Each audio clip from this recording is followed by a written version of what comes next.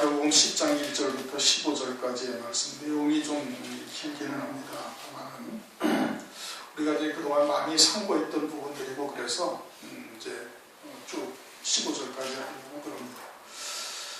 10장 1절을 보니까 예수께서 12제자를 부르사 더러운 귀신을 쫓아내며 모든 병과 모든 약한 것을 고치는 권능을 주시니라.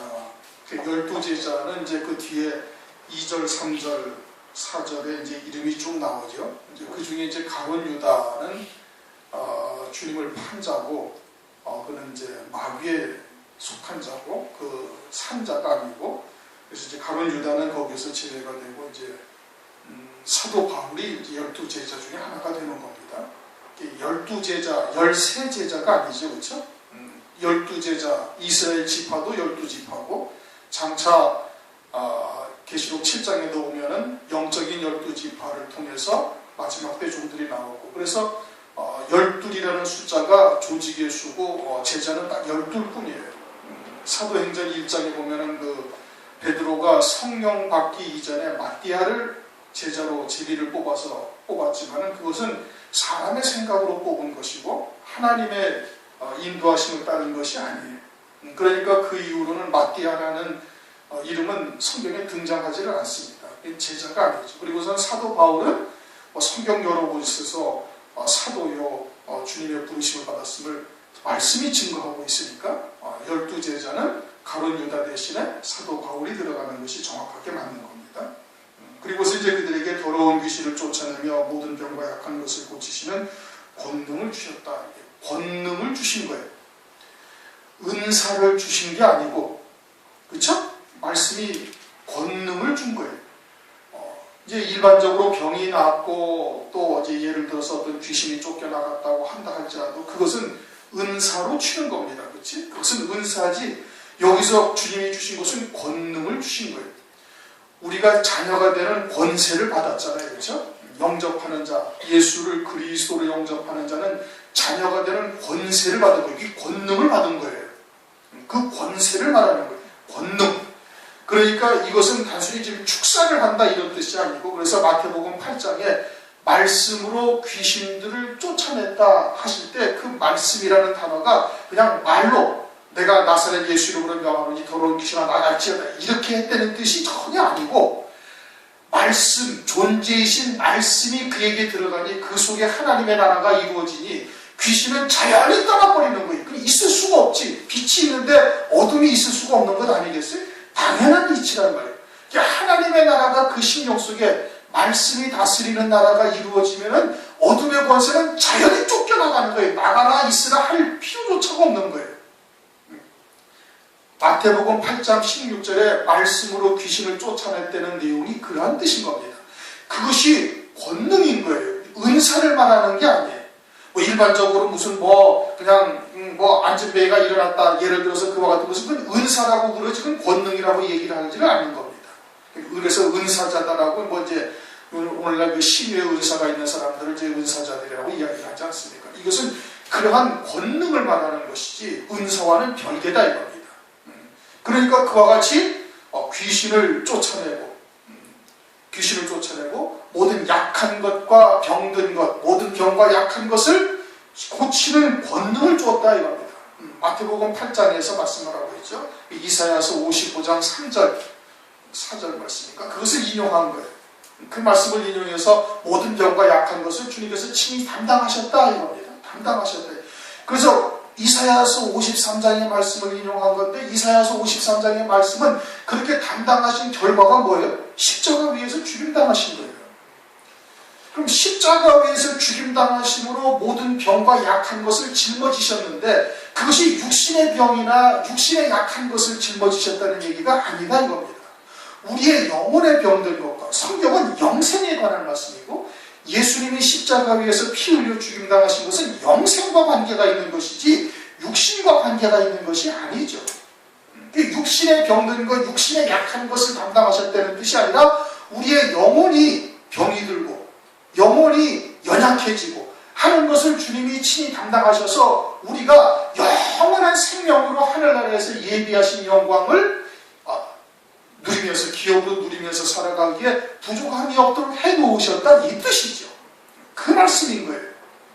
그러니까 그것을 권능이라고 이렇게 지금 말씀을 하시는 겁니다.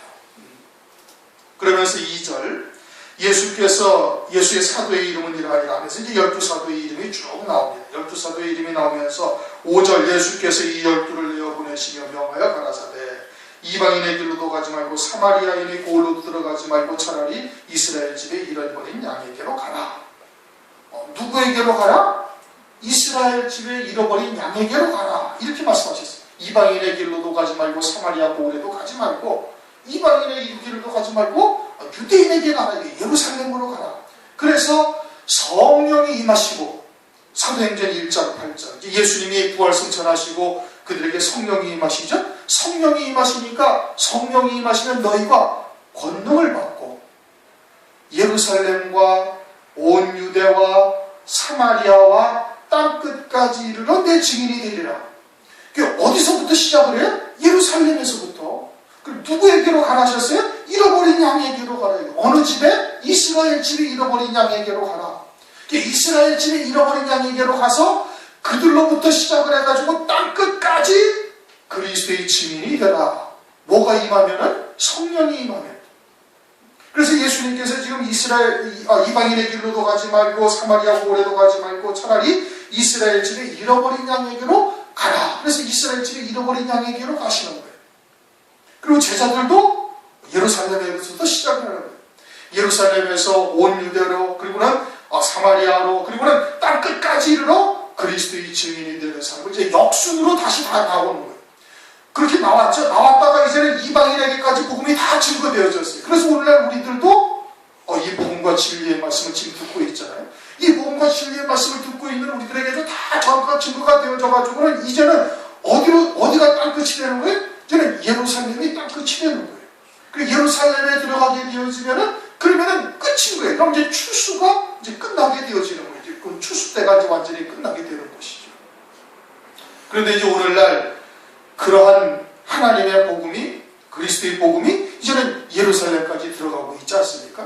다 들어가지는 않고 이제 일부 유대인들이 지금 현재 믿고 있지만 이제는 예루살렘이 이제 마지막 유대 땅과 예루살렘만 지금 남아 있어요. 그곳만 남아 있어가지고 이제 그곳에 이제 복음을 전하러 가자 해가지고 Back to the Jerusalem이라는 슬로건을 걸고 대학생들이 이제 막 예루살렘에도 가기도 하고 또는 저 아랍 지방에도 가기도 하고 이제 그러한 일들이 지금 이제 시작이 되어지고 있는 겁니다. 그러니까 이제는 마지막 때가 어떻게 되었다? 이제 마지막 때가 다 되었다라는 것을 지금 말씀을 하고 있는 거예요. 이제 주님의 때가 임할 때가 이제 거의 다 끝났다는 얘기죠. 그러면서 이제 마태복음의 무화과 나무의 비유까지 이제 성취가 되어졌으니 이제 주님은 바로 문 앞에 있는 것과 마찬가지가 되는 거예요.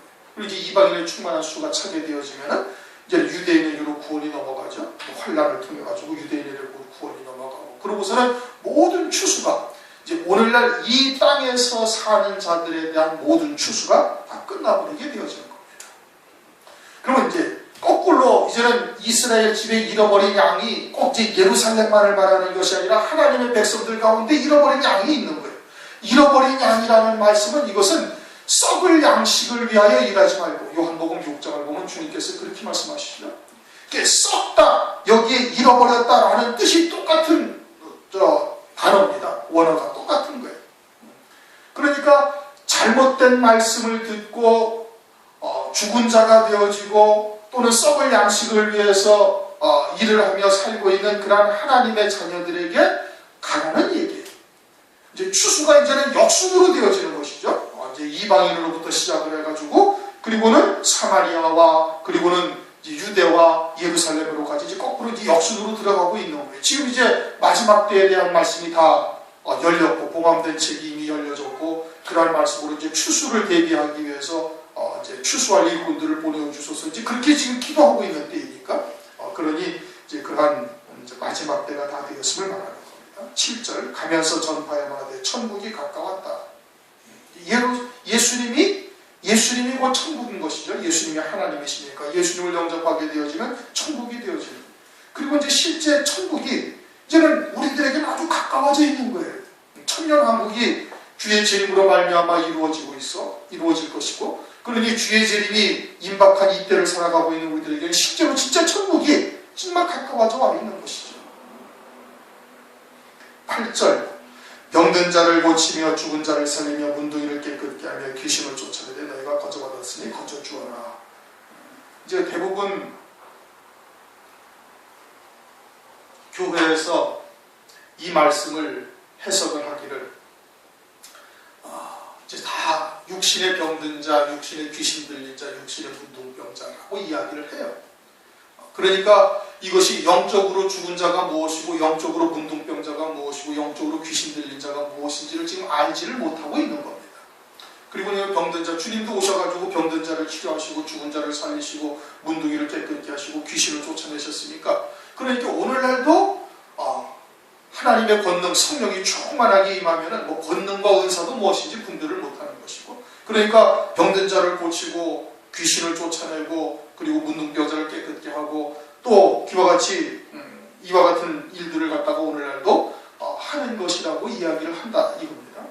그러면서 이제 자기들에게 나타난 그런 성령의 여러 가지 은사나 이런 것이 이제 바로 그런 것이라고 얘기를 하고 있어요. 그러나 사실은 이 말씀은 죽은 자도 그럼 살려야지. 그렇잖아요. 문둥병자도 고쳐야 되는 거예요. 귀신도 쫓아내야 되는 것이고. 정신병원 같은 게 필요가 없어지지. 정신병원에 갈 필요가 없고 목사가 오면은 목사한테는 주님이 제자들에게 이 권세를 주셨으니까 오늘날도 주의 종들에게는 당연히 이 권세가 있어야 돼요. 없으면은 그건 주의 종이 아니에요. 그렇죠? 이 말씀이 당시에 12제자에게만 국한되어져서 이 권능을 주셨다는 뜻이 아니에요. 그 원어 자체도 그런 거예요. 그것이 계속 현재형으로 지금도 주의 종들에게 주님이 부르셔서 당신의 종으로 세우신 자들에게는 이 권능이 그냥 지금도 있어요.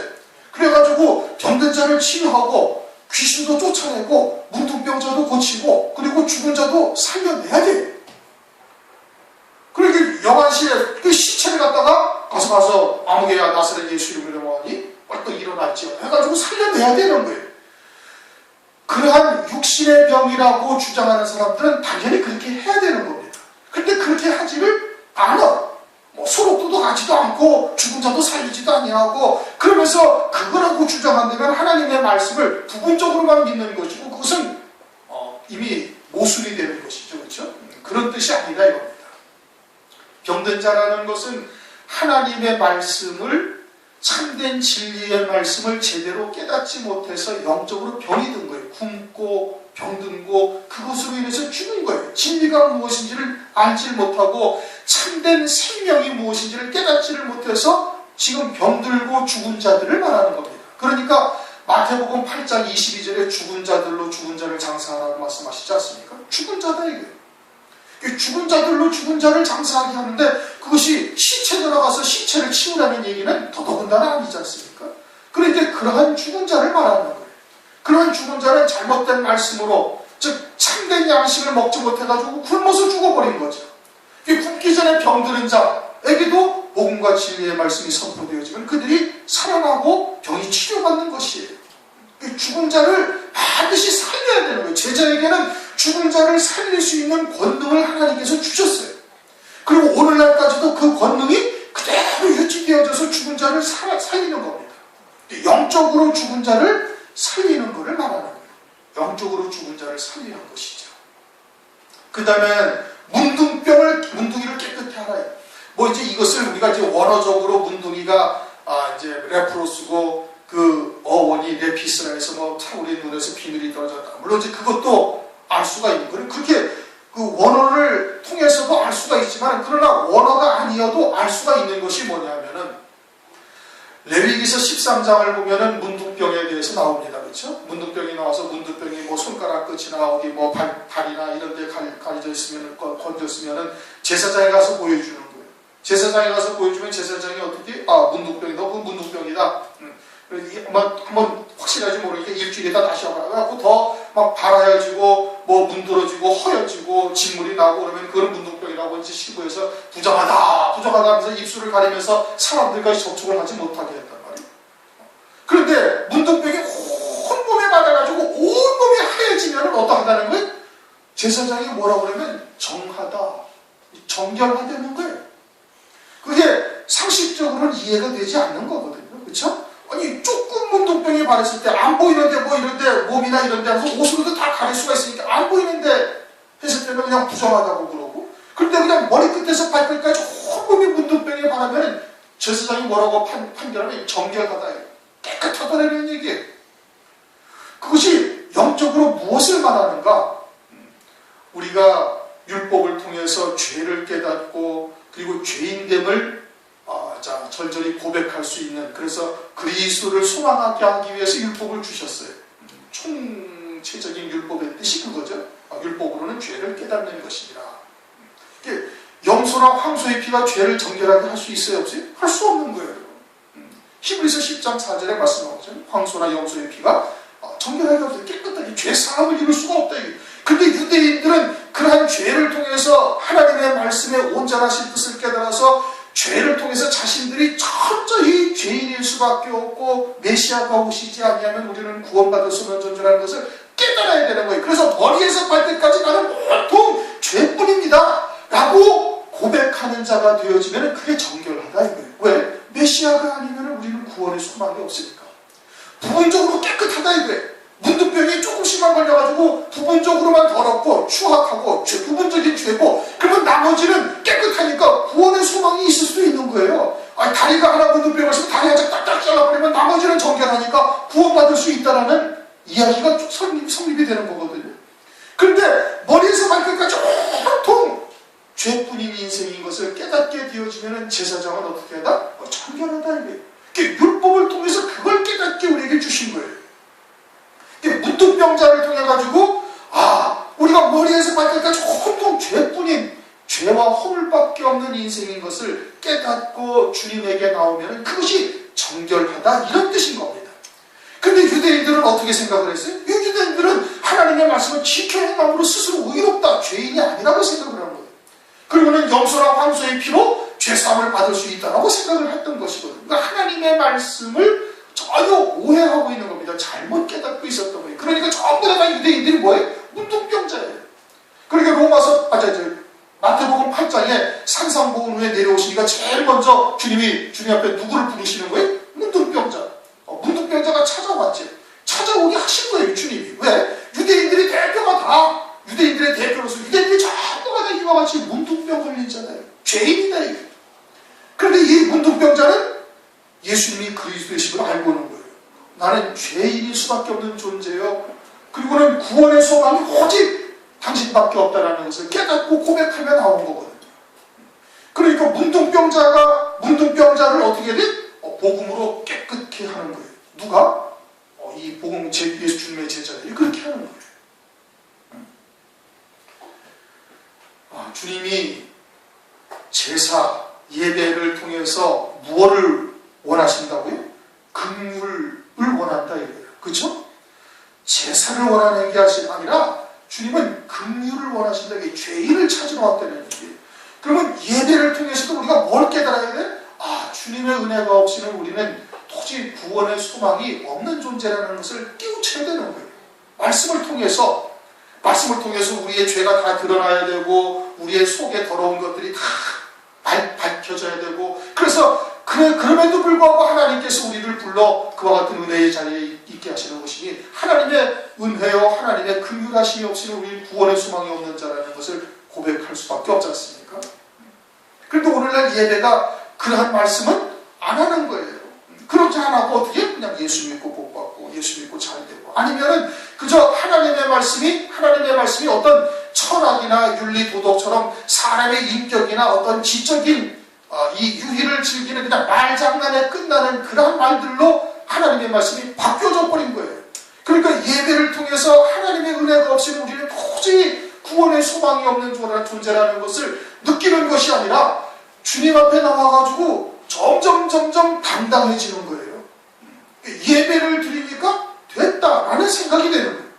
11조를 하고 하나님께 헌신을 하고 성가대로 또는 구역으로 기타 등등 주의 일을 했으니까 됐다라는 이 자긍하는 마음을 가지게 된다 이겁니다. 마지막 때 디모데후서에 그렇게 말씀하거든요. 사람들이 하나님보다 자기를 사랑하고 자긍하고 교만하고 돈을 사랑하고 다 거기에서 시작이 되는 거예요. 변질된 말씀에 의해서, 잘못된 말씀에 의해서 그와 같이 되어짐을 말하는 겁니다. 그 다음에 이제 귀신을 쫓아내기. 뭔 얘기인지 지금 이해가 다 되십니까? 응? 무슨 뜻인지 잘 들으셔야 돼요. 이게 우리가 다 직결되는 문제인 거예요, 지금. 그 다음에는 귀신을 쫓아낸다. 우리가 연약한 것도 왜 연약한 거예요? 하나님의 말씀을 제대로 믿지 아니하기 때문에 병들고 연약해지는 거예요. 진리의 말씀을 믿지 아니하니까. 그리고는 자기의 생각이 살아나는 거예요. 이제 귀신을 쫓아낸다 말씀하셨죠. 이거는 이제 서도에도 얘기했어요. 귀신을 쫓아낸다는 것이 뭐 축사하는 것을 말하는 것이 아니라 말씀이신 존재가 내 안에 들어오는 거예요. 그러면은 어둠은 자연히 쫓겨나가는 거예요. 실제로 완전히 귀신 들린 자, 뭐 자폐증이 걸린 자, 또는 완전히 귀신 들려서 전혀 이 말이 되지 아니하는 사람은 정신병원에 가야 돼요. 여러분, 암병 걸리면은 암병 치료하러 병원에 가야 되는 거예요. 목사가 고치는 게 아니고 목사가 의사가 아니라니까. 목사가 의사가 아니라는 말이, 목사는 그 영혼을 치유하고 영혼을 살리고 영혼을 고치고 영혼에 이 귀신 들린 것을 치료하고, 이게 목사지. 육신에 귀신 들리고 육신에 병 들고 육신에 어쩌고 하면 병원 가야지. 병원을 가야 되는 거예요, 여러분. 물론 하나님 앞에 기도하고 또 그와 같은 육신의 질병이 온 것이 무엇인지 하나님의 뜻을 구하고, 그리고 또 어떤 고난을 당한 것도 마찬가지고, 기타 등등 하나님의 뜻을 구하고 기도하고, 그리고서는 어떻게 돼? 하나님 의사한테 가서 치료를 받아야 되는 게 당연한 거예요. 물론 하나님께서 성령으로 말미암아 육신의 병을 치료하는 것이 그럼 없냐? 아니, 있어요. 그런 은사도 있다 이거예요. 그러나 그것이 본질이 아니다 이거예요. 지금 성경에서 말씀하시는 병든 자를 고치고 죽은 자를 살리며 문둥이를 깨끗게 하며 귀신을 쫓아낸다라는 것이, 이것이 임상적인 것을 말씀하시는 것이 아니다 이거예요. 말씀의 본질이 뭐냐? 이거는 정확하게 알고 있어야 돼요. 그러면 은사를 부정하냐? 아니, 부정하는 게 아니에요. 있을 수가 있다니까요. 하나님께서 소경을 눈을 뜨게 하고 실제 죽은 자를 살릴 수도 있고, 암병을 떠났을 수도 있고, 안진뱅이를 일으킬 수도 있어요. 그러나 그것이 하나님의 말씀, 영생의 말씀의 본질이 아니다. 그것을 위해서 예수님이 십자가에서 피 흘려 죽으신 것이 아니다 이거예요. 영혼에 관계된 문제예요. 속사람에 관계된 문제예요.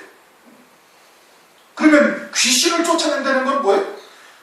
귀신 들린 자, 요한복음 8장 44절에 유대인들을 너희는 너희 아비 마귀에게서 났다 이게 마귀의 자식이라는 얘기죠. 그러면 다시 말하면 어떻게? 귀신으로 충만한 얘기. 그럼 인격적으로 그 사람들이 뭐 잘못되어져 있느냐? 그건 아니에요. 인격적으로 잘못되어져 있지 않아요. 아주 정상적인 사람. 그런데 사실 영적으로는 마귀의 종이 되어져서 귀신의 시키는 대로 쫓아가고 있다 이겁니다. 그걸 본인은 느끼지를 못하는 거예요.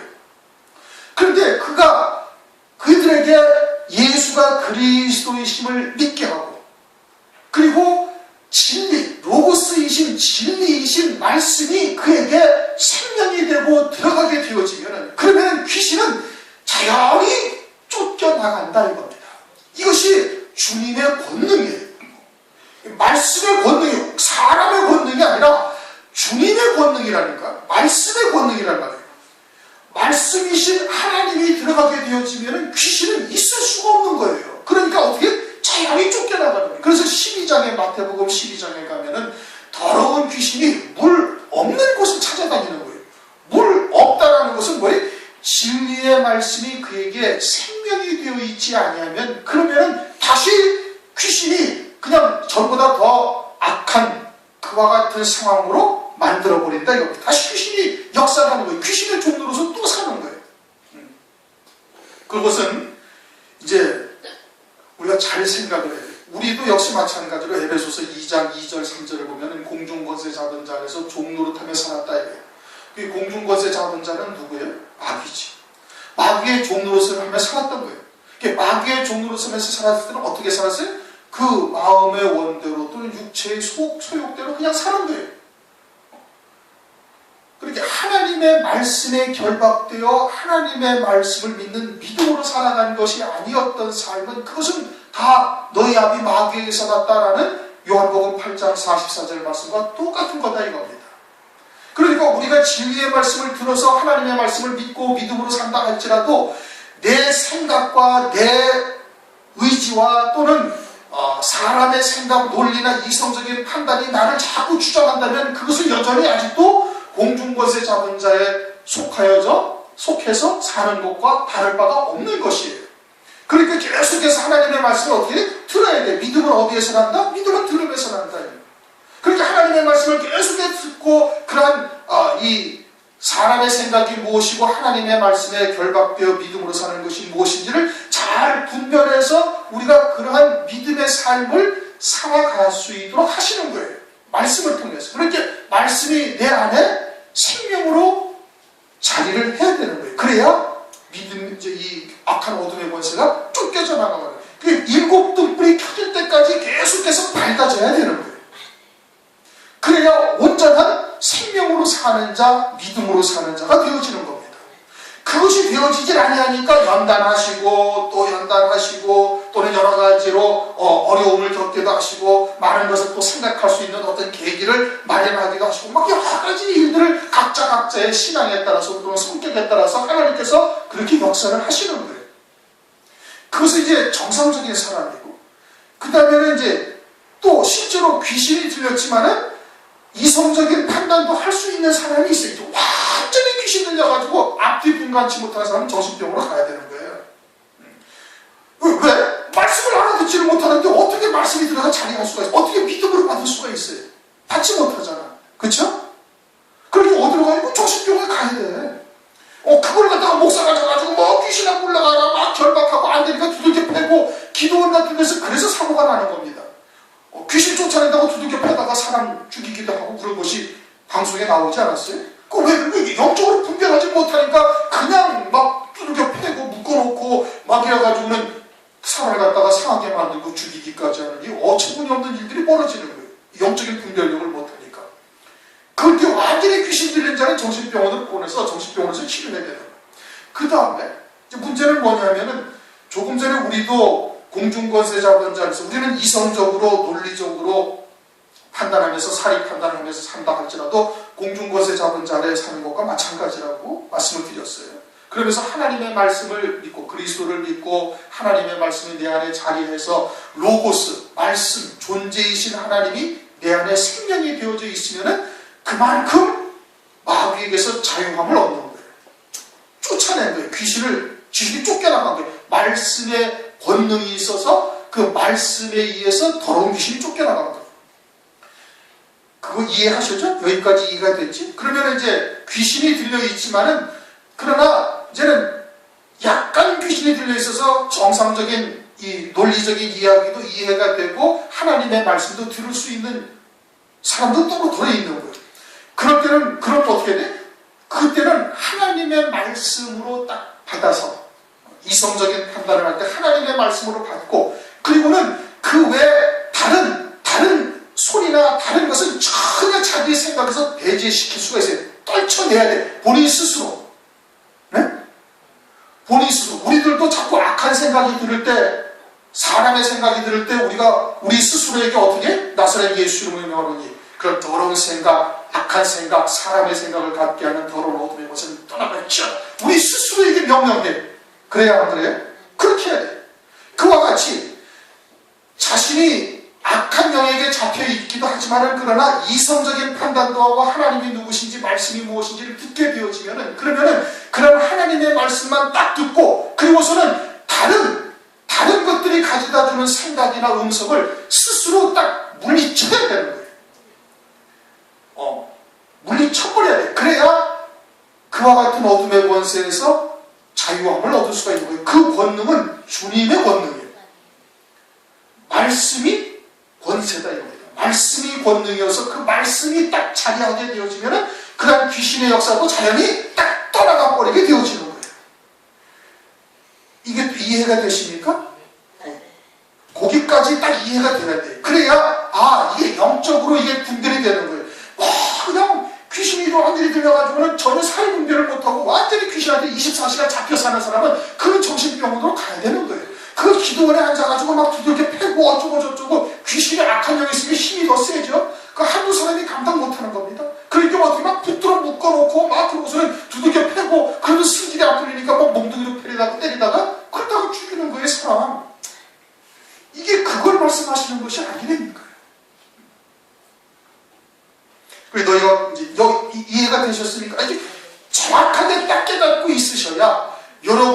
또 그러한 말씀을 전할 수가 있고 또 내 안에 있는 악한 어둠의 권세를 쫓아버릴 수가 있고 그리고 그와 같은 하나님의 말씀이 권능으로 자리하게 되어지는 거예요.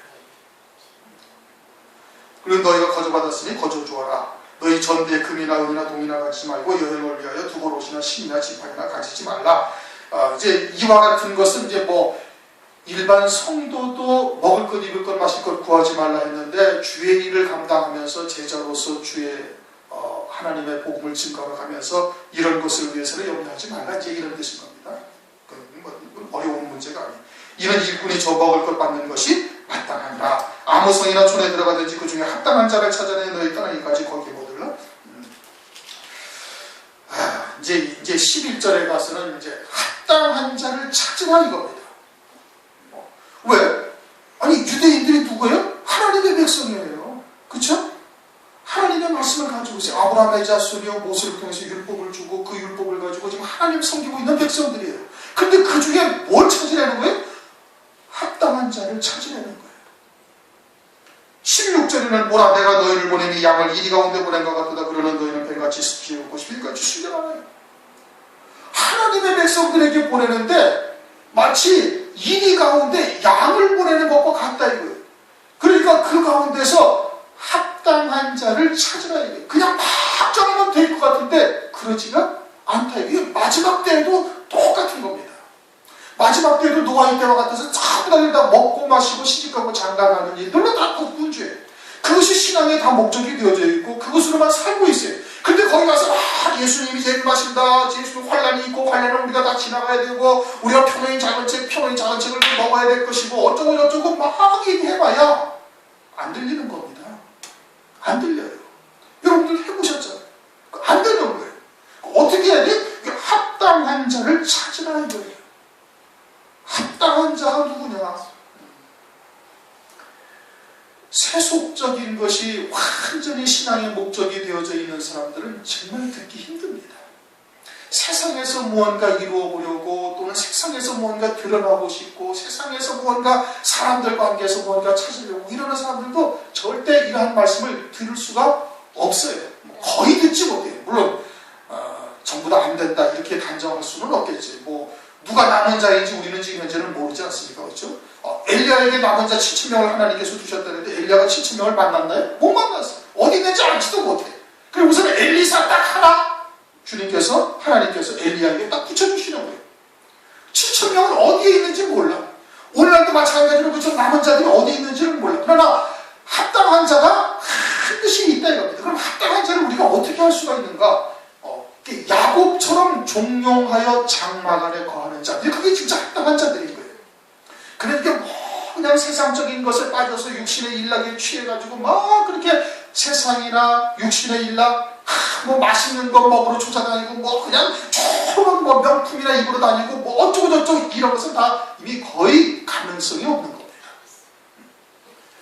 그러니까 하나님이 누구신지 말씀이 무엇인지 또는 그와 같은 것에 의해서 하나님께서 이미 갈급한 마음을 주시고 갈등을 무언가 느끼게 하시고 하나님께서 그렇게 하시는 표식이 나타나는 거예요. 이게 성령으로 인도함을 받아야 되는 거예요. 구해야 되는 거예요. 하나님께.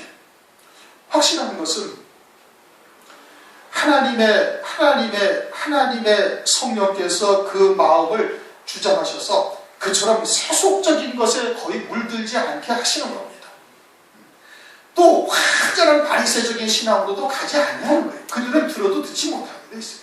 하나님께서 이미 화인 맞은 양심이 되어져 있으면 그 화인 맞은 양심은 봐도 표시가 납니다. 여러분들이 영적으로 예민하면은 같이 있으면은 그 거부감을 느끼게 되어져 있는 거예요. 뭔가 틀리고 또 하나님의 말씀을 전해도 들을 수 없을 것 같은 그러한 영적인 감각을 느낄 수가 있는 겁니다. 그러니까 그 합당한 자를 위해서 여러분들도 기도하셔야 되는 거예요. 우리의 발걸음을 그들에게로 인도하셔서 합당한 자를 만날 수 있게 하셔서 이 마지막 때 정말 엘리야와 엘리사와 같은 관계가 되어져서 마지막 때 그 길을 예비할 수 있는 자가 그러한 자를 만날 수 있도록 하나님 우리에게 은혜를 주시라고 그렇게 하나님께 여러분 구하셔야 되는 겁니다. 합당한 자를 찾아내어 너희가 떠나기까지 거기에 머물라. 또 그 집에 들어가서 편하기를 빌라. 그 집이 이에 합당하면 너희 빈평하니 거기 말 것이요 만일 합당치 않으면 그 평안이 너에게 돌아올 것이다. 합당한 자를 찾으면 거기에 들어가서 평안을 빌라. 평안이라는 것이 이 집이 평화롭게 되기를 빌라 이런 뜻이 아니고, 하나님과 우리의 사이의 화평은 누가 화평해? 예수 그리스도가 화평이신지라. 에베소서에 말씀하고 예수 그리스도가 우리의 화평이신지라. 그런데 그리스도를 증거하면 그와 하나님 사이가 평안하게 되어지는 거예요. 화목한 관계가 되어지는 거예요. 이게 복음과 진리의 말씀을 증거해서 그들이 그것을 받으면 그 평안이 거기에 머물 것이고, 받지 아니하면 대적하는 자요, 핍박하는 자요, 또 아니면 조롱하거나 우리에게 수치를 주는 자가 되더니, 그렇게 수치를 당하고 또는 조롱을 당하고 또는 더해서 핍박을 받게 되어지면 하나님의 상급과 영광이 우리에게 더하여지는 거예요. 그러니까 그 평안이 너희에게로 돌아온다 이 뜻인 겁니다. 상급과 영광을 우리에게 하나님께서 더해 주시는 것이죠. 그래서 너희에게로 돌아온다. 14절 누구든지 너희를 영접도 아니하고 너희의 말을 듣지도 아니하거든 그 집이나 성에서 나가 너희 발의 먼지를 떨어버려. 주님이 보내신 자를 영접하면 누구를 영접하는 거다? 주님을 영접하는 거다. 10장 40절 너희를 영접하는 자는 나를 영접하는 것이고 나를 영접하는 자는 나 보내신 이를 영접하는 것이니라. 주님이 보내신 제자를 영접하면 그 주님을 영접하는 것이고, 주님을 영접하는 것은 하나님 아버지를 영접하는 것이 되는 거예요. 그런데 그들을 갖다가 대적하고 배척하고 그 말씀을 받아들이지 아니하면은 그것은 주님을 대적하고 주님을 배도하는 것이고 하나님을 대적하는 자가 되어진대. 그러면은 나와서 너희 발의 먼지도 떨어버려야 그들이 장차 하나님의 심판대 앞에서 먼지와 같은 존재, 티끌과 같은 존재가 되어진다라는 것을 지금 말씀을 하고 있는 겁니다. 15절 내가 진실로 너희에게 이르노니 심판날에 소돔과 고모라 땅이 그 성보다 견디기 쉬우리라. 소돔과 고모라는 하나님께서 베풀어 주신 은혜를 하나님께 열매 맺는 그러한 삶을 살지 아니하고 육신의 일락으로 그냥 치우쳐서 호화로에 연락하다 끝난 사람들이 소돔과 고모라예요. 그런데 지금 이 제자들을 대적하고 제자들을 영접지 아니하는 자는 그건 그리스도를 대적하고 그리스도를 영접지 아니하는 거거든요. 그 죄가 더 크다 이겁니다. 세례 요한이 여자에게서 남자 중에 가장 크다라고 말씀하셨죠. 왜 가장 커요? 그리스도를 직접 보고 그리스도를 유대인들에게 증거한 자이기 때문에 제일 크다 이겁니다. 그처럼 그리스도를 대적하고 그리스도를 영접지 아니한 죄가 더 크기 때문에 소돔과 고모라보다 너희들이 더 엄한 하나님의 심판을 받게 되어질 것을 말씀을 하고 있는 겁니다.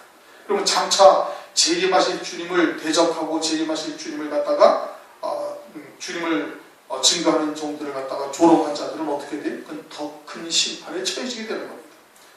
그래서 세상에 있을 동안에도 진노의 대접을 하나님께서 쏟아 부으시는 거예요. 오늘은 10장 1절부터 15절까지의 말씀을 우리가 상고했습니다. 예전에도 우리가 많이 했던 부분들은 잠깐 하고 넘어갔고, 중요한 것은 이 권능이 오늘날 우리들에게도 있다 이겁니다. 여러분들에게도 있는 거예요. 뭐가 권능이? 말씀이 권능이신 거예요.